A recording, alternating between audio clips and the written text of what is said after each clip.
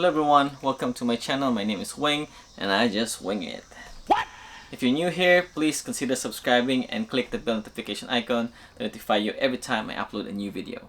So today we're going to talk about this camera, the Sony a6400. Is it still worth it to buy in 2020? Let's go.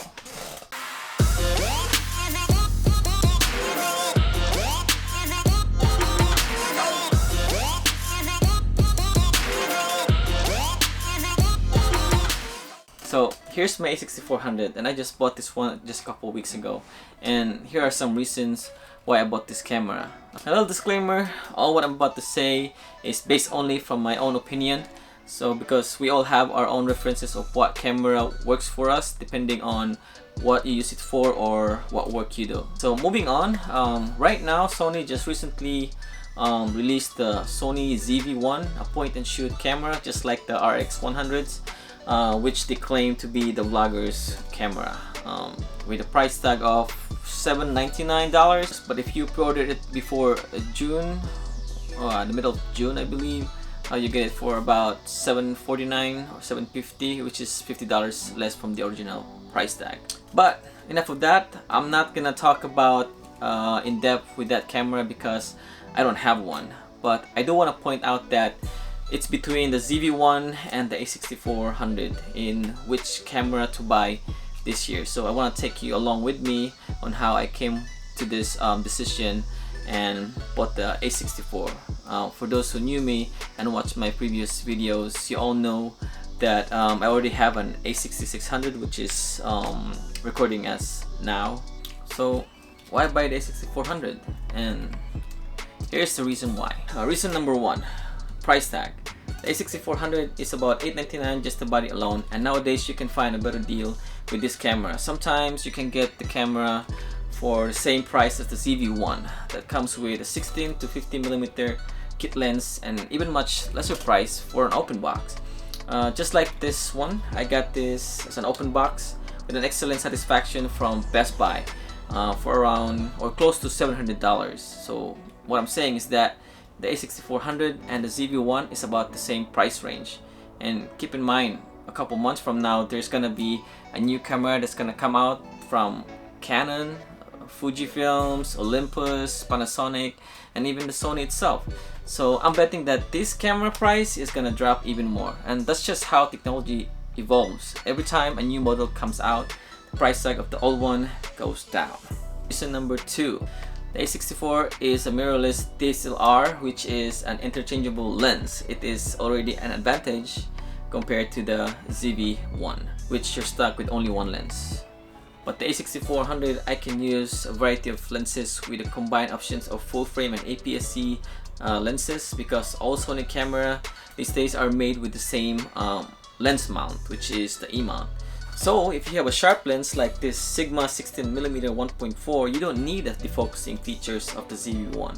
Plus you can control how much bokeh you want it in the background, to get that more cinematic look. Reason number three, this camera is smaller and lighter than the a6600, which is great for traveling because it takes a smaller space in my backpack.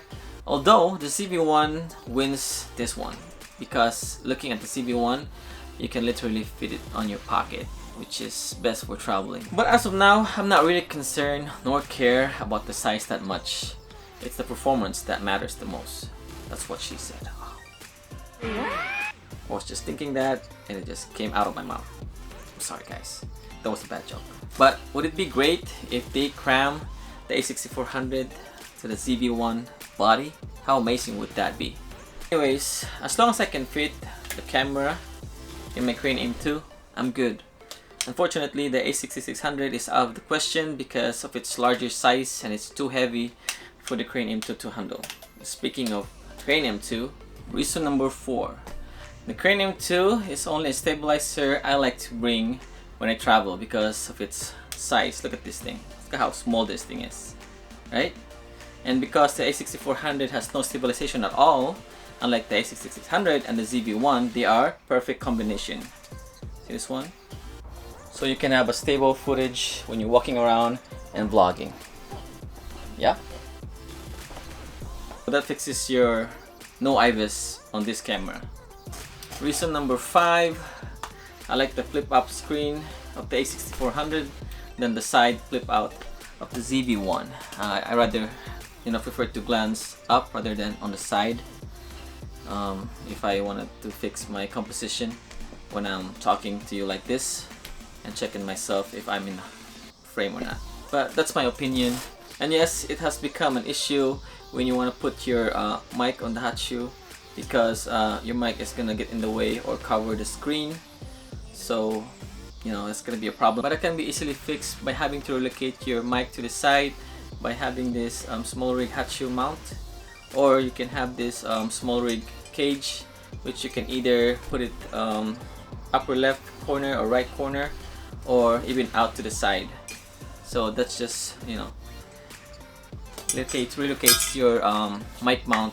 Or you can easily use a lav mic, so you don't have to worry about where you're gonna put your mic or having them cover your screen. So reason number 6, the A64 is basically have the same sensor size with the A6600, which is a larger size sensor than the ZV-1. This allows more light to hit the sensor, thus it is better in low light than the ZV-1. The A6400 would get you a higher image quality, better dynamic range, shallower depth of field, sharper and crispier image, and much bigger field of view. Not to mention that if you turn on the stabilization of the ZV-1, it's gonna crop in even more, which is not ideal if you're vlogging, because the image is gonna punch in or way too tight or like this. You're vlogging like this, I mean, who would want to see that, right? So reason number 7, A64 has the same picture profile with the A6600, and well, all the 3 cameras have the same picture profile, which is great for a B camera and way easier to color grade them both, rather than to have a headache of matching color because you have taken them with 2 different kind of cameras. So in my conclusion, overall, this camera is powerful and fully capable for taking photos and videos. It is an amazing camera for the work that I do. Its versatility to change lenses and better sensor, the A6400 makes a lot of sense for me to buy. So that's all for today. I hope you like this video and find it useful. Please give it a thumbs up and comment down below which camera did you buy or going to buy this year and why. So once again, thank you for watching. Don't forget to subscribe my channel, and I'll see you in the next one. Ciao.